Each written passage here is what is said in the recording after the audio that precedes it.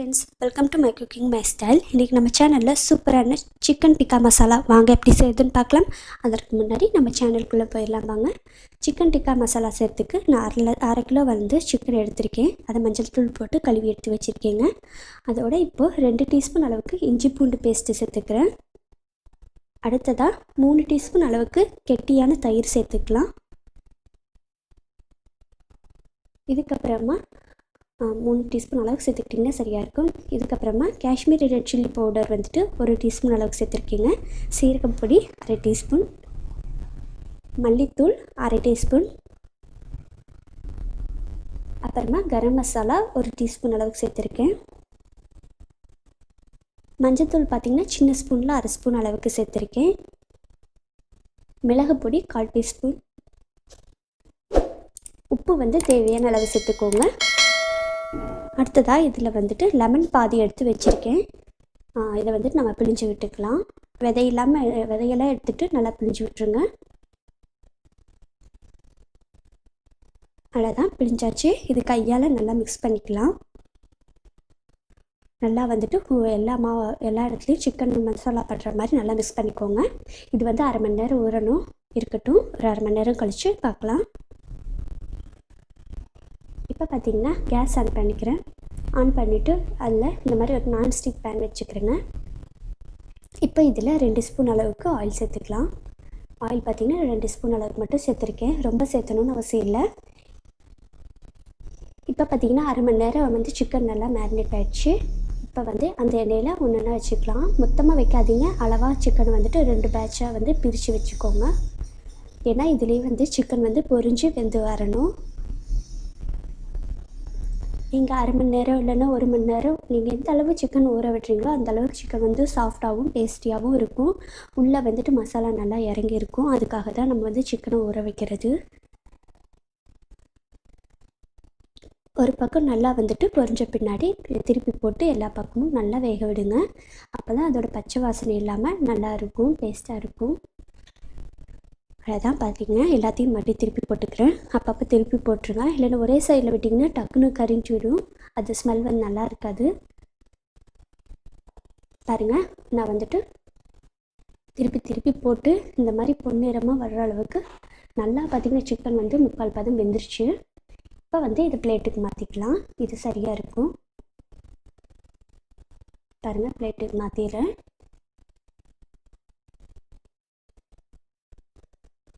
இந்த அளவு இருக்கணும். அப்போனா தான் நம்ம குழம்புல கிரேவியில் போடும்போது கரெக்டாக இருக்கும். நான் சொன்ன அளவுகள் பார்த்திங்கன்னா அரை கிலோ சிக்கனுக்கு சரியாக இருக்கும். இது மட்டும் இல்லைங்க, நம்ம சேனலில் ஏற்கனவே பார்த்திங்கன்னா தந்தூரி சிக்கன் எப்படி செய்யறதுன்னு போட்டிருக்கோம். Without oven. கண்டிப்பாக போய்ட்டு செக் பண்ணி பாருங்கள். அதோட லிங்க் மேலே கீழே டிஸ்கிரிப்ஷனில் கொடுத்துருக்கேன், மேலே ஐக்கானில் கொடுத்துருக்கேன். கண்டிப்பாக செக் பண்ணி பார்த்துட்டு எப்படி இருக்குன்னு கமெண்ட்ஸில் சொல்லுங்கள். இதே போல் மீதி இருக்கிறது பார்த்திங்கன்னா நான் நல்லா ஆயிலில் ஃப்ரை பண்ணிவிட்டேன். இதை எடுத்து வச்சிடலாம்.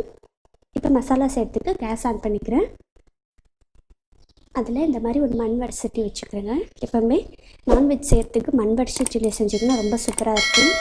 இப்போ அது ஹீட் ஆன உடனே நான் ஆயில் சேர்த்துக்கிறேன். ஆயில் பார்த்திங்கன்னா 3 டீஸ்பூன் அளவுக்கு இருக்கும்.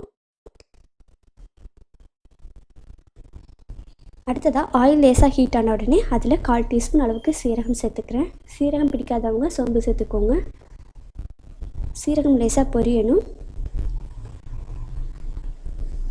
பார்த்திங்கன்னா சீரகம் பொரிஞ்சிடுச்சு. இப்போ இதில் 1 டீஸ்பூன் அளவுக்கு இஞ்சி பூண்டு பேஸ்ட்டு சேர்த்துக்கிறேங்க. இஞ்சி பூண்டு பேஸ்ட்டு லேசாக வதங்கின உடனே அதில் வெங்காயம் சேர்த்துக்கிறேன். ஒரு வெங்காயம் கட் பண்ணி வச்சுருக்க பொடிசாக அதை சேர்த்துக்கலாம். சேர்த்துட்டு எண்ணெயிலே நல்லா வதக்கிடுங்க. வெங்காயம் பார்த்திங்கன்னா எண்ணெயிலே நல்லா வதங்கிடணும். அதோட பச்சை வாசனையெல்லாம் போடணும். அந்தளவுக்கு நல்லா வதக்கிட்டு அதுக்கு அடுத்ததாக எண்ணெய் சேர்க்கலான்னு பார்க்கலாம். பாருங்கள், வெங்காயமெல்லாம் நல்லா வதங்கிடுச்சு. இந்த அளவு கண்ணாடி பதம் வந்த பிறகு இதில் 2 தக்காளி பார்த்திங்கன்னா நான் அரைச்சி எடுத்து வச்சுருக்கேன். அதை சேர்த்துக்கிறேன். உங்களுக்கு இல்லை பத்தாதுன்னு நினச்சிங்கன்னா 3 தக்காளியும் கூட நீங்கள் அரைச்சிக்கலாம். அவ்வளோதாங்க. இதை நல்லா ஆயிலையும் நல்லா மிக்ஸ் பண்ணி விடுங்க. பார்த்திங்கன்னா இப்போ நம்ம மசாலா பொடிகளெல்லாம் சேர்த்துக்கலாம். இதில் மல்லிப்பொடி பார்த்திங்கன்னா 1/2 டீஸ்பூன் அளவுக்கு சேர்த்துக்கிறேன். சீரகப்பொடி அதுவும் 1/2 டீஸ்பூன் அளவுக்கு. அடுத்ததாக கரம் மசாலா 1 டீஸ்பூன் அளவுக்கு சேர்த்துக்கிறேங்க. மிளகாய் தூள் பார்த்திங்கன்னா 1 டீஸ்பூன் அளவுக்கு சேர்த்துக்கிறேன்.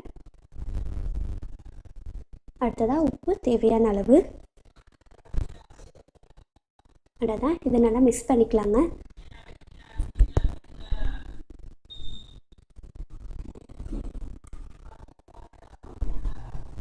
அவ்வளோதான், நம்ம நல்லா மிக்ஸ் பண்ணியாச்சு. இப்போ இதை ஒரு 5 நிமிஷம் மூடி வச்சிடலாம். அப்போ தான் ஆயில் பிரிஞ்சு வரும். எப்போவுமே ஆயில் பிரிஞ்சு எடுத்து வந்தால் தான் அந்த மசாலா வந்து ரொம்ப டேஸ்ட்டாக இருக்கும். பாருங்கள், ஆயில் பிரிஞ்சு தனியாக வந்துடுச்சு. இதை நல்லா கலந்து விட்டுட்டு இப்போ அடுத்ததாக என்ன சேர்க்குறதுனா, நம்ம ஏற்கனவே பொரிச்சு எடுத்து வச்சு சிக்கனை சேர்க்கணும். நல்லா மசாலாவை மிக்ஸ் பண்ணிவிட்டு அப்புறம் சிக்கனை சேர்த்துக்கலாங்க. பாருங்கள், இப்போ நம்ம ஆயிலில் ஃப்ரை பண்ண சிக்கனை சேர்த்துக்கலாம்.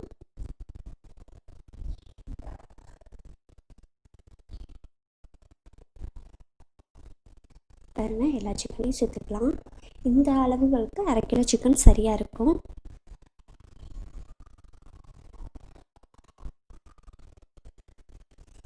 அவ்வளோதாங்க, நம்ம எல்லாத்தையும் சேர்த்தாச்சு.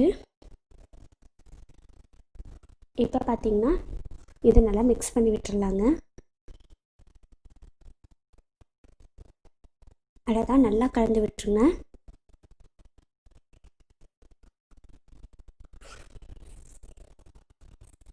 இந்த டிஷ் வந்து பார்த்திங்கன்னா சாதம், சப்பாத்தி, பரோட்டா, நான் அப்படின்னு எல்லாத்துக்குமே ரொம்ப சூப்பராக இருக்கும்.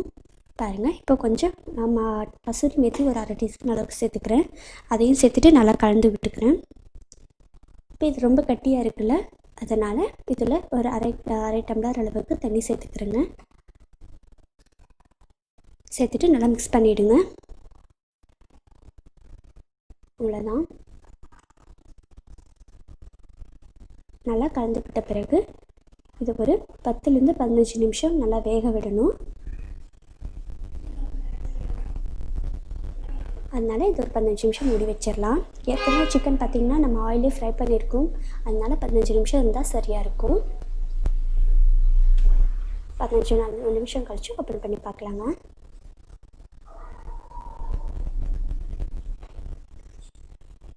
பாருங்கள், இப்போ ஒரு 15 நிமிஷம் ஆச்சு. ஆயிலெல்லாம் பார்த்திங்கன்னா தனியாக பிரிஞ்சு வந்திருக்குல்ல, இந்த மாதிரி வரணும். அப்போனா தான் ரொம்ப டேஸ்ட்டாக இருக்கும். எதுவுமே ஆயில் பிரிஞ்சு தனியாக வந்த பிறகு செய்யுங்க, அப்போ அதோட டேஸ்ட் இன்னும் சூப்பராக இருக்கும். இப்போ கலந்து விட்டுடலாம். அவ்வளோதான், இப்போ வந்துட்டு கடைசியாக ஒரு 6-7 முந்திரி பருப்பு போட்டு அதை வந்து நல்லா கட்டி பேஸ்ட்டாக அரைச்சி வச்சுருக்கேன், அதை சேர்த்திக்கிறேங்க. முந்திரி பருப்பு இல்லாதவங்க கசகசாவை ஒரு மணி நேரம் ஊற வச்சு பால் விட்டு நல்லா அரைச்சிக்கோங்க. அது முந்திரி பருப்பு இல்லாதவங்க அப்படி அரைச்சி கூட செய்யலாம். பாருங்கள், அது சேர்த்துட்டு நல்லா கலந்து விட்டுருங்க. இல்லை அதுவும் இல்லைன்னு நினைக்கிறவங்க ஒரு 4-5 டீஸ்பூன் அளவுக்கு தயிர் சேர்த்துக்கலாம், அதுவும் நல்லாயிருக்கும் டேஸ்ட்டு. அவ்வளோதான், இப்போ இது ரொம்ப நேரம் கொதிக்கக்கூடாது. ஒரு 2 நிமிஷம் அது மிக்ஸ் ஆன அளவுக்கு இருந்தால் போதும். ஒரு 2 நிமிஷம் மட்டும் இருக்கட்டுங்க. அவ்வளோதான், நம்மளோட சூப்பரான சிக்கன் டிக்கா மசாலா ரெடி ஆச்சு. கண்டிப்பாக நீங்களும் செஞ்சு பாருங்கள். சிக்கன் எடுத்திங்கன்னா இந்த மாதிரி ஒரு தடவை செஞ்சு பாருங்கள். செஞ்சு பார்த்துட்டு எப்படி இருக்குன்னு கமெண்ட்ஸில் சொல்லுங்கள். இந்த வீடியோ பிடிச்சிருந்தா மறக்காமல் நம்ம சேனலுக்கு லைக் பண்ணுங்கள். நம்மளோட வீடியோஸை உங்கள் ஃப்ரெண்ட்ஸுக்கெல்லாம் ஷேர் பண்ணுங்கள். மறக்காமல் சப்ஸ்கிரைப் பண்ணிவிட்டு பக்கத்தில் இருக்கிற பெல் ஐக்கானும் ப்ரெஸ் பண்ணிக்கோங்க. Thank you friends.